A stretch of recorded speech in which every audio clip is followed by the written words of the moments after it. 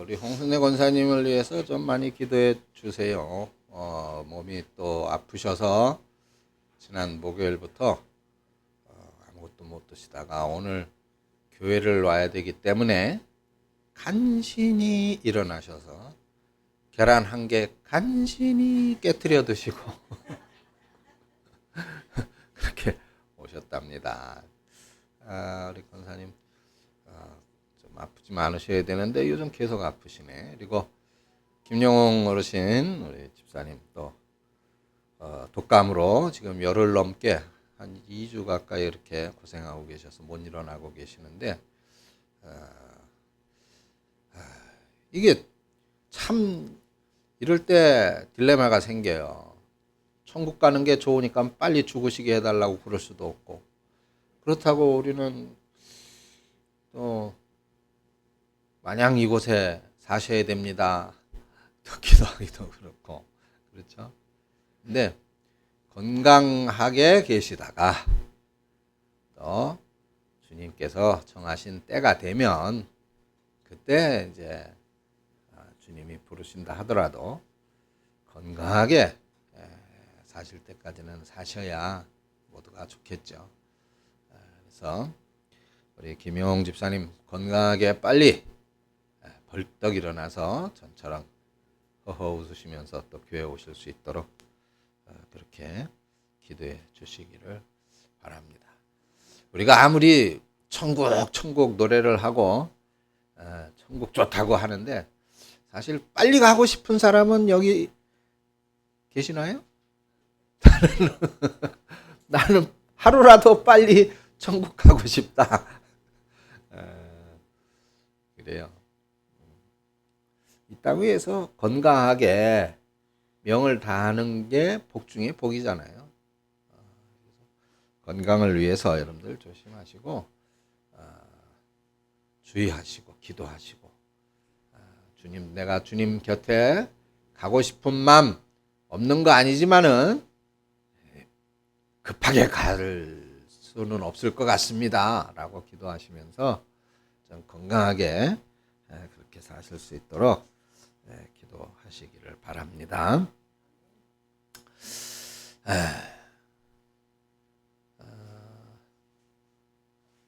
기어이 드디어 대통령은 구속이 됐습니다. 나라가 한치 앞을 내다보기 어려운 그런 지경이니까 뭐 누가 대통령이 되든 뭐 이제 이재명 씨가 대통령이 되는 건 뭐 당연한 일인 것 같은데, 나라가 이게 국민들이 힘들지 않아야 되는데 정치가 이렇게 혼란스럽다 보니까 너무 국민들이 어렵고 사실 힘이 듭니다. 지금 전에도 한번 말씀을 드렸습니다만은 우리 경제의 상황이 굉장히 급박하게 돌아가고 있지요. 그래서 한국은행 총재나 금융위원장도 언급을 했는데 결국은 금리를 동결을 시켰습니다. 내릴 계획이었다가 너무 상황이 안 좋아서 동결을 시켰죠. 이 상태에서 조금만 더 좀 정치가 바로 정신들을 차리고 좀 제대로 국정을 또 민생을 돌봐야 될 텐데 그렇지 않으면 우리나라가 다시 IMF 지금 외환보유고가 급격하게 줄어들고 있죠. 그러면 이제 어려움이 굉장히 커질 수가 있습니다. 그러니까 우리 나라를 위해서 또 정치의 안정을 위해서 그리고 위정자들의 회개와 그리고 바른 그 정치 도의를 위해서 우리가 기도해야 되겠습니다. 참 그렇죠. 우리가 늘 열심히 예배를 드리고 기도하고 찬양하고 하는데 이런 예기치 않게 건강의 문제라든가 또는 이런 정치적인 또 경제적인 그런 문제가 우리를 힘들게 하는 때가 있습니다. 오늘 성경에서 우리가 살펴볼 내용도 그와 같은 그런 내용이죠. 어떤 사람이 예루살렘에 아주 멋있게 화롭게 세워진 그 성전을 자랑하면서 예수님께 소개를 했어요. 그러니까 예수님이 그 며칠 못 가면 그 성전이 무너지게 될 거야. 지금 그렇게 보시라고 멋있지 않느냐고, 대단하지 않느냐고, 훌륭하지 않느냐고, 견고하지 않느냐고 자랑을 하지만은 그러나 그 며칠 못 갈 것이다. 그리고 무너질 것이다라고 말을 합니다. 이거 사람들이 깜짝 놀라면서 예수님께 질문을 했어요. 에? 아니 저게 무너진다고요? 그럴 리가 있습니까? 그러면 언제 무너지게 됩니까? 예루살렘 성전이 완전히 무너지는 그 위기의 날, 그런 대변동의 그날이 언제입니까? 혹시 그날이 가까워 오고 있다는 어떤 징조를 우리가 혹시 알 수 있습니까? 그걸 예수님께 물었어요. 이런 사람들의 질문을 한 단어로 표현한다면 언제입니다. 언제입니까? 우리 인생에도 그래요. 그죠? 우리 날마다 순조롭고 순탄하고 평안한 삶이면 얼마나 좋습니까? 근데 우리의 삶에 어려움이 있죠. 우여곡절이 있어요. 더군다나 정말 하나님 앞에 하나님 도대체 내가 왜 이렇게 힘들어야 됩니까? 라고 탄식할 수도 있는 그런 위기의 날이 또 우리에게 닥쳐오는 때가 있습니다. 그러면 언제 내 삶의 큰 그런 어려움, 위기 2025년도도 기도에서처럼 우리 성도들 다 편안하고 건강하고 복된 한 해가 되었으면 좋겠는데 혹시 그런 날이 혹시 있다면 그게 언제쯤일까? 그걸 알고 싶은 거죠. 오늘 본문의 이 사람들도 예수님께 바로 그걸 질문하고 있습니다. 그러니까 예수님께서 이제 대답을 해요. 오늘 본문이 포함되어져 있는 누가복음 21장의 대부분의 내용이 그런 사람들의 질문에 대한 예수님의 대답입니다. 근데 이 예수님의 말씀을 천천히 읽어보면 예수님은 언제쯤 그런 일이 있을 거야?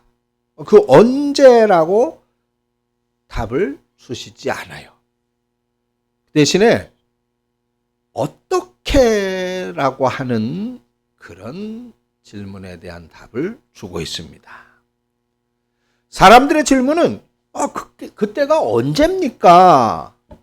라고 하는 이 예측에 대해서 질문을 했는데 거기에는 대답을 하지 않고 그 날이 올 것인데 그 날을 어떻게 준비할 것이냐라고 하는 것에 대해서 말씀해 주고 있다 이 말이에요.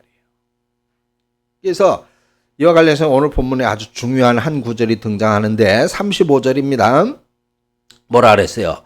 이 날은 오는데 이 날은 온 지구상에 거하는 모든 사람에게 있다. 너라고 특별히 빠지는 게 아니야. 기도 많이 하는 사람이라고 특별히 제외되는 게 아니야. 이 말이에요. 이 날은 어느 순간의 위기 또는 어느 순간의 곤란함, 그러한 날. 그거 오늘 본문에서는 이제 성전이 완전히 무너지는 그날이죠. 자, 여기에 이 날 성전이 무너지는 거. 근데 이게 왜 이게 그렇게 중요한 포인트가 되느냐?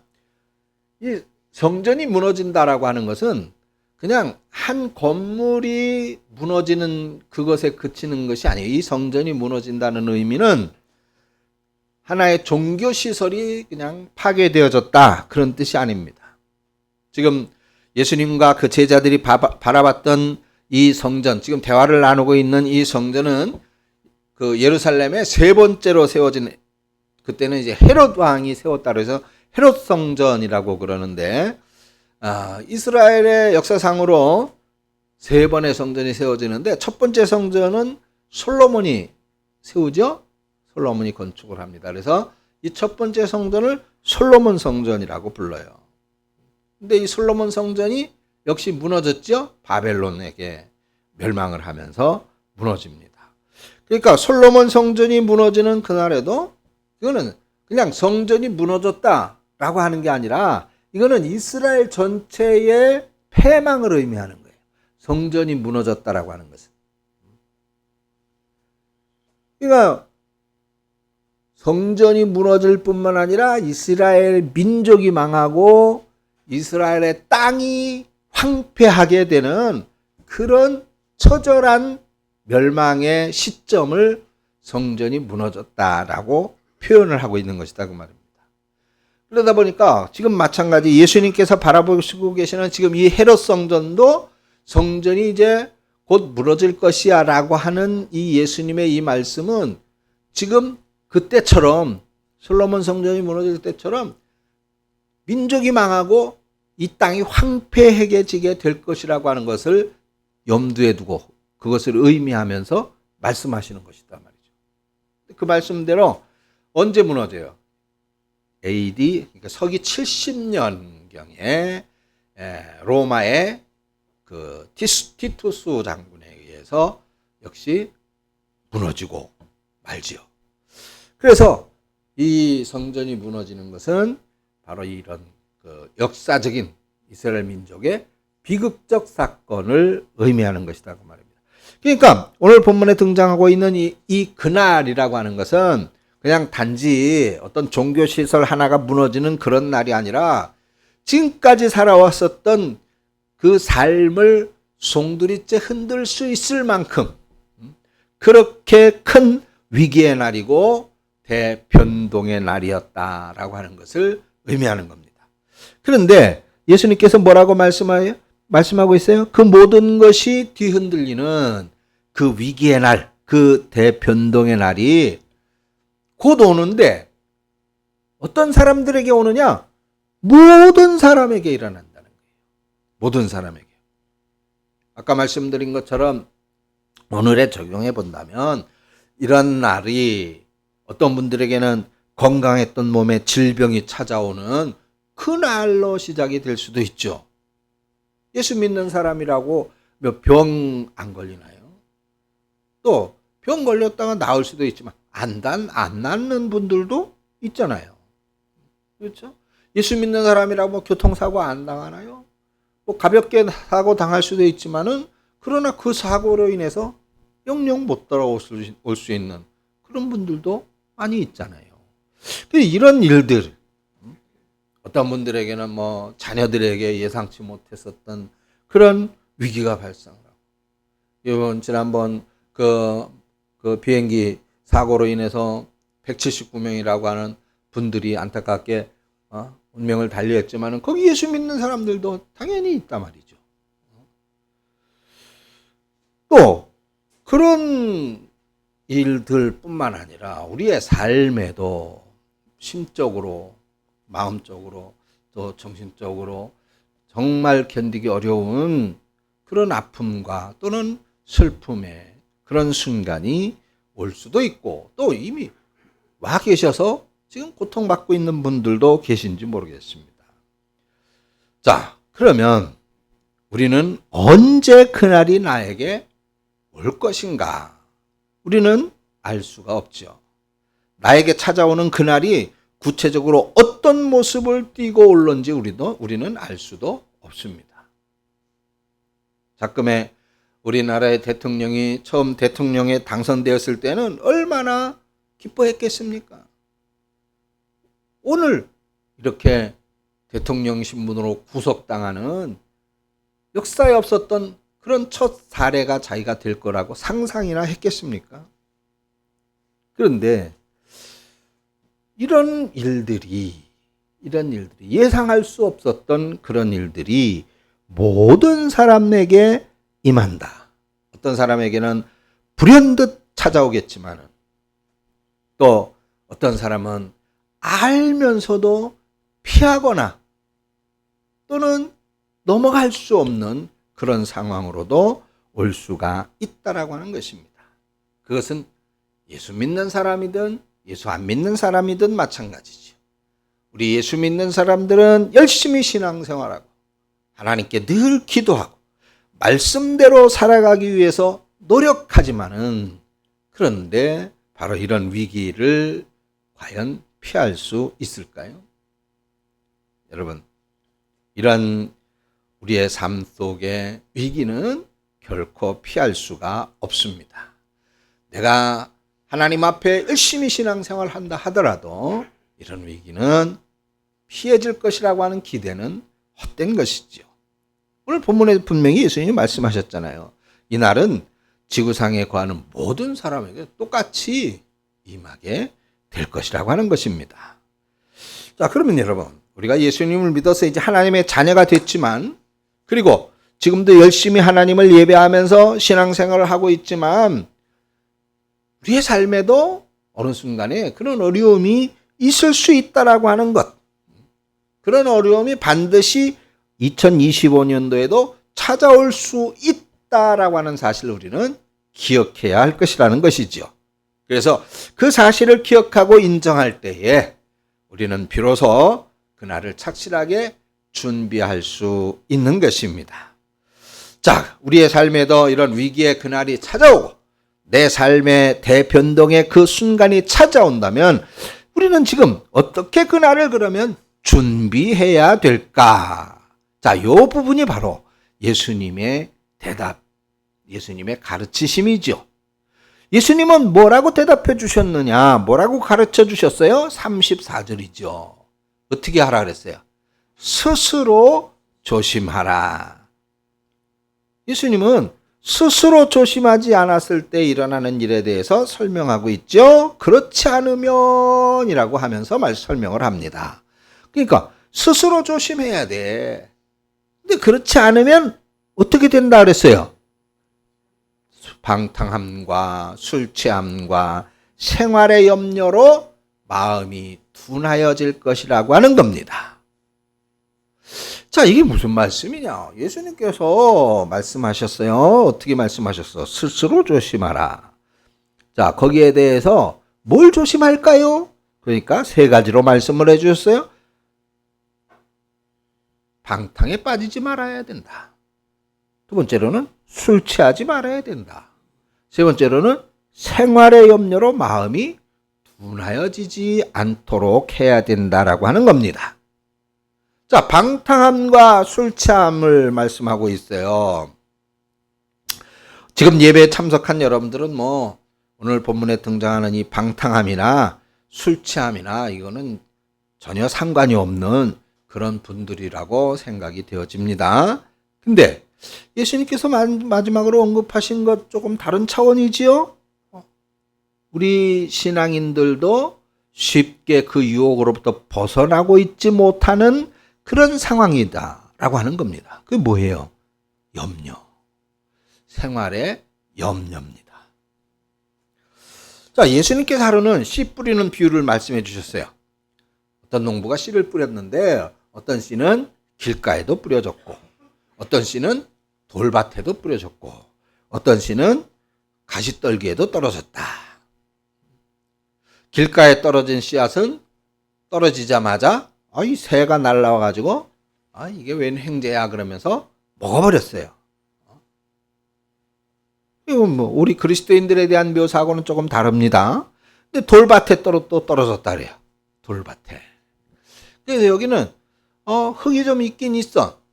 근데 돌밭이니까 돌밭에 떨어졌는데 그 돌들 때문에 이게 제대로 자라지를 못하는 거예요. 그러니까 우리 그리스도인들이 돌밭에 떨어진 씨앗과 같다라고 하는 것은 삶의 어려움이나 고통이 찾아왔을 때 믿음을 쉽게 포기하는 사람들. 그런 사람 말이에요. 수십 년 동안 신앙생활을 해왔지만은 그런데 어려움이 닥쳐지게 되면 그러면 이걸 감당하지 못해서 신앙을 포기해버리고 교회를 떠나버리는 그런 사람들입니다. 근데 가시덤불에 떨어진 씨앗은 뭘 의미할까? 예수님께서 이렇게 설명했어요. 마태복음 13장 22절을 보면 가시떨기에 뿌려졌다는 것은 말씀을 들으나, 그 다음에 뭐라 그랬냐면 말씀을 듣기는 들어, 하나님께 예배를 드리기는 드려요, 찬송하고 기도하기는 해요. 그런데 뭐라고 말씀했느냐? 마태복음 13장 22절에 세상의 염려와 재물의 유혹에 말씀이 막혀 결실하지 못하는 사람이다 라고 말씀합니다. 이 단계만 넘어서면 좋은 밭에 떨어진 씨앗처럼 많은 복을 받을 텐데, 많은 열매를 맺을 텐데 말이죠. 근데 그만 신앙생활을 오래 열심히 잘해오다가 믿음이 좋다고 인정을 받는 그런 사람이었는데도 너무나도 쉽게 무너질 수 있는 영역이 있는데, 그게 뭐라? 세상의 염려와 재물의 유혹에 말씀이 막히는 것이다. 그러니까 생활의 염려라는 것이죠. 다른 말로 하면. 그러니까 우리 성도들이 너무나도 쉽게 자주 넘어지는 돌뿌리가 있는데, 가시덩굴이 있는데, 그게 뭐냐? 생활의 염려라고 하는 겁니다. 왜 예수님은 이 생활의 염려를 이렇게 비중 있게 또 무시무시하게 그렇게 표현하고 있을까요? 거기에는 중요한 이유가 있습니다. 자, 생활의 염려라고 하는 것은 하나님께서 나를 지켜주시고, 하나님께서 함께 해주시고, 내 가족들을 돌봐주신다. 하나님은 우리의 모든 것의 주인이시다. 내가 죽으나 사나 나는 주의 것이다 라고 하는 신앙에 반하는, 즉 불신앙이 그 밑에 뿌리를 내리고 있기 때문입니다. 즉 하나님을 믿는다고 열심히 예배드리고 기도하고 찬송하고 하지만은 하나님께 대한 믿음은 사실상 없는 거예요.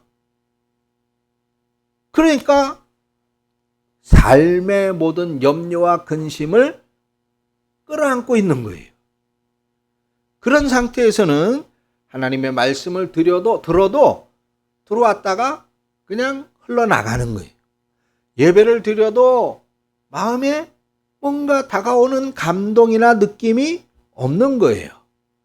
찬송을 부르지만은 유행가처럼 재미있고 신나지가 않은 거예요. 그러니까 그런 것들이 아무런 효과가 없는 거죠. 무엇 때문에? 불신앙 때문에. 불신앙 때문에. 가만히 생각해 보세요. 왜 걱정을 할까?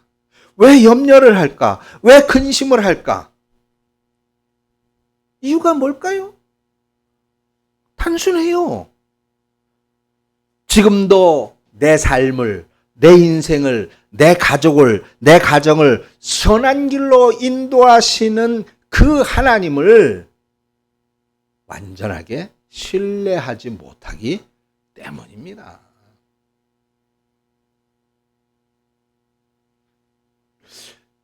여러분, 정말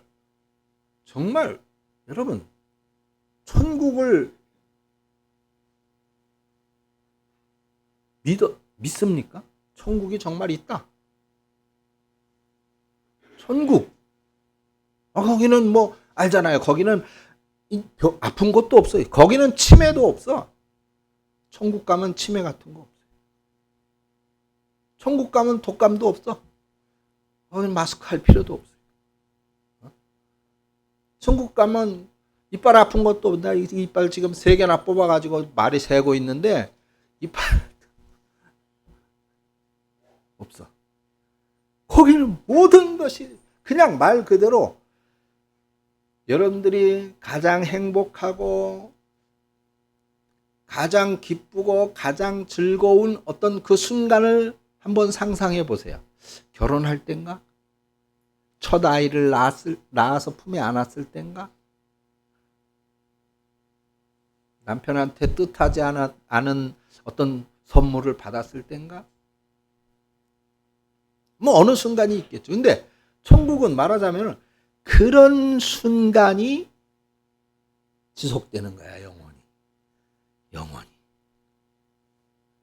만약에 그걸 정말 여러분 정말 믿는다면 죽음이라고 하는 것이 왜 두려울까요? 예수님 제자들이 아유 나사로가 죽었대요 글쎄. 예수님 아유 그래? 오늘 죽은 거 아니야. 자는 거야.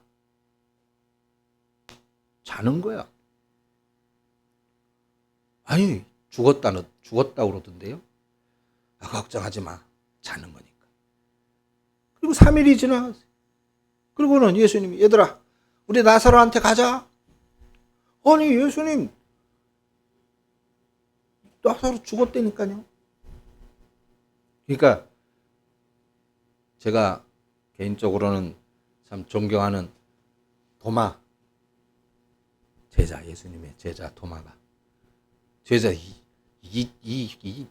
아마 그러지는 않았겠지만 그 상황상 제가 볼 때는 제 성격 같으면 야 이놈의 새끼들아 막 예수님이 가자고 하잖아.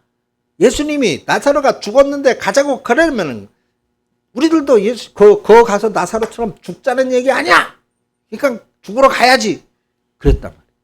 진짜 그랬잖아요. 알잖아. 예수님이 우리도 주와 함께 어떻게 죽으러 가자 그랬어. 죽었다고 그랬으니까. 근데 그 나사로한테 가자고 그러니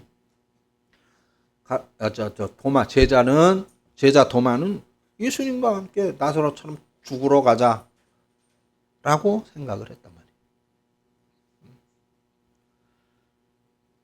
그 죽음이라고 하는 것은 하나님을 확신하고 신뢰하고 천국을 조금도 의심치 않는 사람에게는 두려움의 이유가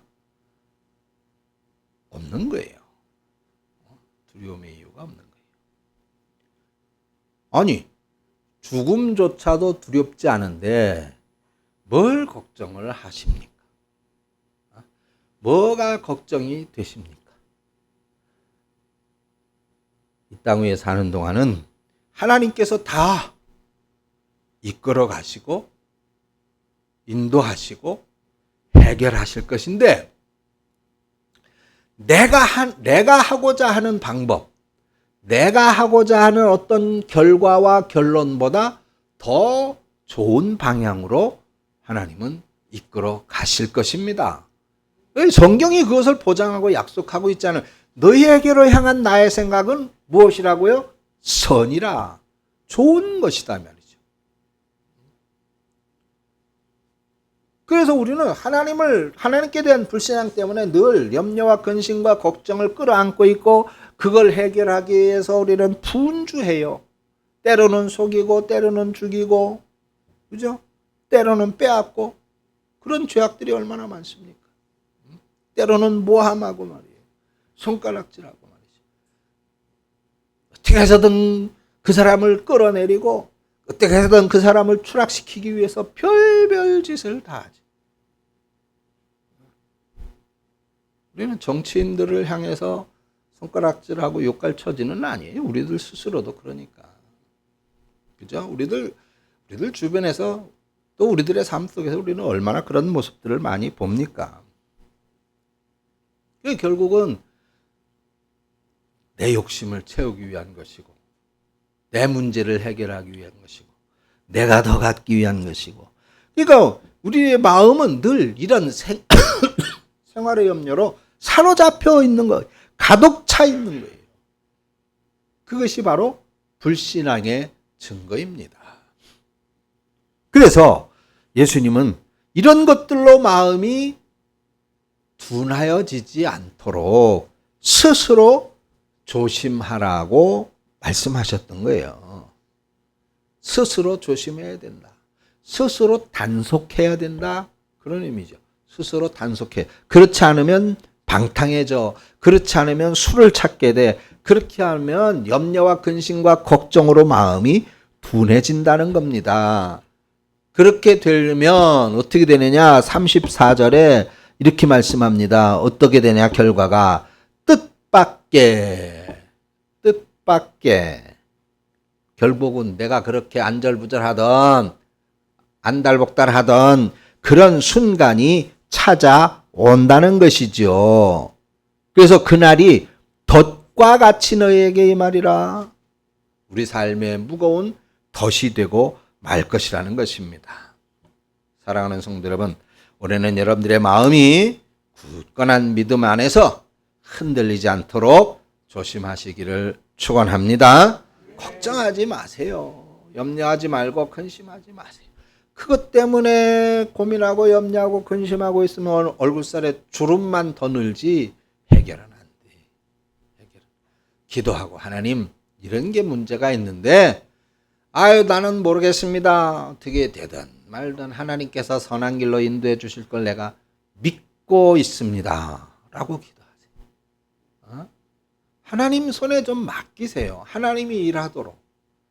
내가 다 하려고 하니까 하나님이 하실 일이 없는 거예요. 하나님께 좀 맡기세요.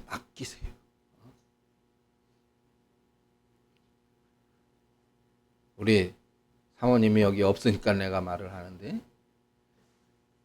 내가 집에 청소를 다 하니까 우리 사모님은 아예 청소를 안 해. 누구한테 맡긴 거야? 이제 나한테 맡긴 거야. 내가 집에서 딱 한 가지 내가 청소는 합니다. 그러니까 안 해. 나한테 맡기는 거야. 내가 안 하면 누가 해? 그래서 당신이 해야 되지. 그죠? 내가 안 하면 당신이 해야 되잖아. 근데 내가 하니까 나한테 맡기는 거지. 그런 거예요. 여러분, 하나님은 여러분들이 하나님을 의지하기를 원하고 계셔요. 하나님을 믿기를 바라고 계시는 거예요. 하나님께 맡기기를 바라고 계신 것입니다. 그래서 34절에 여기 스스로 조심하라라고 하는 이 말씀은 스스로 조심, 내가 어떻게 하면 피해 나갈까가 아니라 우리 마음이 둔하여지지, 하나님으로부터 멀어지지 않도록, 하나님과 대면하여지지 않도록, 하나님께 대하여 무감각해지지 않도록 조심하라는 것이에요. 조심하라. 그래서 우리가 하나님과의 관계를 유연하게 잘 유지해 나갈 때 36절에 어떻게 될 거라 그랬어요. 그렇게 하면 너희는 장차 올리 모든 일을 어떻게 능히 피하고 인자 앞에 서도록 항상 기도하며 깨어 있으라라고 말씀합니다. 장차 올리 모든 일을 능히 피하게 될 것이다. 그러니까 그런 일들이 우리 앞에 안 온다는 게 아니에요. 그죠? 안 온다는 게 아닙니다. 그런 위기의 때나 또는 힘든 시간이 오는데 이 날을 피하게 될 것이다. 이 날을 피하게 될 것이다. 피할 수 있게 될 것이다. 그렇게 되도록 우리는 어떻게 인자 앞에 서도록 깨어 기도하라 라고 말씀하고 있습니다. 여러분, 예수님은 우리들과 늘 함께 계시고 우리들로 능히 피할 수 있도록 지키시며 보호하심을 믿으시기를 축원합니다. 그게 신앙이에요. 그게 신앙. 그러기 위해서는 어떻게 해야 된다 그랬어요? 깨어 기도하라고 하는 것입니다. 그러니까 오늘 34절에 스스로 조심하라라고 하는 말씀이나 36절에 깨어 있으라라고 하는 말씀은 결국은 같은 의미겠죠? 근데 그렇게 깨어 있기 위해서는 어떻게 해야 된다고 구체적인 방법을 알려주셔요. 그게 뭡니까? 항상 기도하라라고 하는 겁니다. 항상 기도하라. AD 3세기경에 하나님 앞에 거룩한 삶을 살기 위해서 도시를 떠나서 사막에 들어가서 그 수도에 전념하고 기도하던 그런 분들이 있었어요. 그래서 그런 분들을 사막의 수도사라고 그렇게 옛날에 호칭을 했습니다. 네, 그 사막의 수도사에 이제 어느 그 수도자의 길을 걷기 위해서 막 입문한 그 제자가 명망 높은 스승에게 질문을 했습니다. 스승님, 정말 내가 하나님과 더 가까워지기 위해서 하나님과 더 친밀해지기 위해서 뭘 어떻게 해야 됩니까? 라고 기도했습니다. 그러니까 스승님이 하나님께 더 가깝고 싶으냐? 그렇다면은 한번 생각해 봐라. 너 아침에 보면은 태양이 떠오르는데 네가 저 태양을 떠오르게 하기 위해서 할 수 있는 게 뭐가 있을까?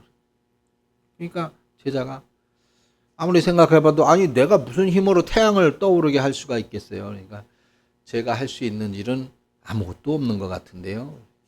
그러니까 이 스승님이 그래, 하나님과 가까워지는 그런 어떤 방법, 하나님과 더 친밀해지기 위해서 네가 할 수 있는 일은 아무것도 없어 라고 말했어요. 그러니까 제자가 아니 그럼 선생님, 우리가 사막에 들어와서 이 고생을 하면서 이렇게 기도하는 이유가 뭡니까? 그럴 필요가 없잖아요. 그러니까 스승님이 이 사막에 들어와서 고행을 하면서 매순간 이렇게 기도하는 이유는 하나님과 친밀해지고 가까워지는 것이 아니라 하나님이 너에게 왔을 때에 네가 깨어있기 위해서 기도하고 이렇게 사막에 들어와서 수도하는 거야 라고 얘기를 했다고 그럽니다. 여러분, 그래요, 날마다 기도하는 거 간단한 일은 아니겠죠. 여러분, 성경 읽는 거 쉽지 않은 일이겠죠. 하나님과 친밀해지고 가까이 하는 거 쉬운 일은 아닐 것입니다. 그러나 매일 아침이면 태양이 떠오르듯이 매일 우리의 삶을 찾아오시는 주님과 친밀한 교제를 나누기 위해서는 우리는 그분이 찾아올 때 언제든 주님과의 교감을 이루기 위하여 깨어있음이 필요하다라고 하는 것이고, 그 깨어있음은 바로 우리의 마음이 둔하여지지 않고 늘 하나님을 찾듯이 하는, 기도하는 마음이라고 하는 사실을 오늘 여기서 말씀하고 있습니다. 즉 그러한 상태는 우리가 그 어떠한 어려움과 위기가 온다 할지라도 이것을 넉넉히 이길 수 있다라고 하는 것이 예수님의 가르침입니다. 우리가 깨어있기만 하면 우리의 모든 위기의 순간에도 우리의 인생을 여전히 붙잡고 계시는 하나님의 든든한 손길을 여러분들 분명히 느끼실 수 있을 것입니다. 하나님 은혜를 감사합니다. 오늘도 우리를 지키시고 붙드시고 함께 하시는 하나님을 믿습니다. 삶의 염려와 근심과 걱정 우리의 마음이 둔해지지 않도록 은혜 베풀어 주시고 우리가 늘 깨어 기도함으로 하나님께서 우리에게 베푸시는 그 은혜와 축복의 주인공이 되자 우리의 삶에 어떠한 어려움이 있을지라도 2025년 그 어떠한 것이든 피할 수 있는 은혜를 허락하시며 하나님과의 가까운 교제를 통하여서 더 큰 은혜와 복으로 우리의 삶의 감사와 기쁨이 늘 풍성한 우리 살아가는 성도들이 되어지게 하여 주시옵소서. 예수님의 이름으로 기도합니다. 아멘.